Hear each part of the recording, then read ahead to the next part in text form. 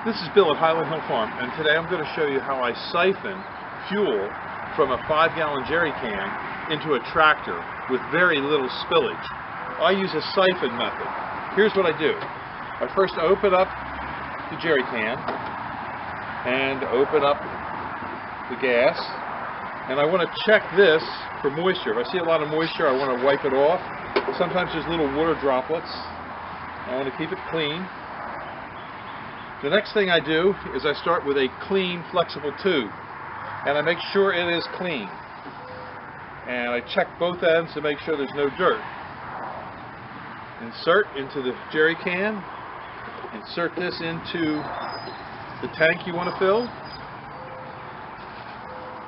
And you can blow on this right here and get the siphon to work, or you can do it like this, and that can work. But I prefer to blow because it gets it right away.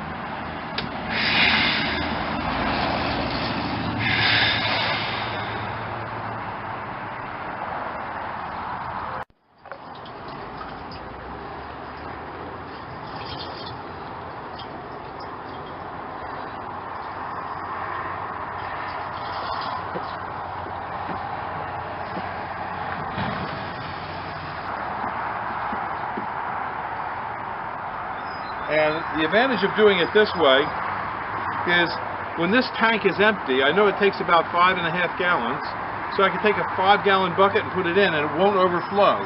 But just in case, I turn the ignition switch on to see the tank level as it's rising, and I can also easily monitor it. It's not like I have to stand 10 feet away and crank something and then come running over and seeing if it's, overfilled or almost filled up to the top. Many times when you're putting diesel in a tank and you're pumping it in, it gets bubbles. And the bubbles can wash out over the sides of the tractor, creating a spill. This is actually a pretty quick way of doing it. It just takes a couple minutes, maybe 2-3 minutes, and this can will be emptied soon.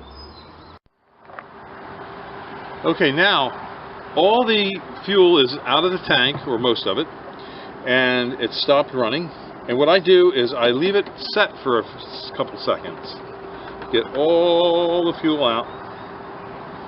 And I do like to wipe this off because I don't like to leave fuel hanging around. So I wipe this end off, and I wipe this end off, and I keep these clean, and it's ready for next time. And we're ready to go with very little spillage. Much better way to do it than to have fuel everywhere. Thank you. This video was produced at Highland Hill Farm. We grow and sell trees and shrubs for privacy. Hi, I'm Marge and you're at Highland Hill Farm. This morning I'm standing beside two of our most popular types of arborvitae. This one is the emerald green, this one is the green giant. Although they are both arborvitaes, Thuja, T-H-U-J-A, they are markedly different in their long-term growth habits. The emerald green will be 3 to 4 feet wide. It will grow quickly to like 10 feet and then more slowly up to 12 to 15. The green giant will be 6 to 8 feet wide. Will quickly go to 18 feet and more slowly to 20-25.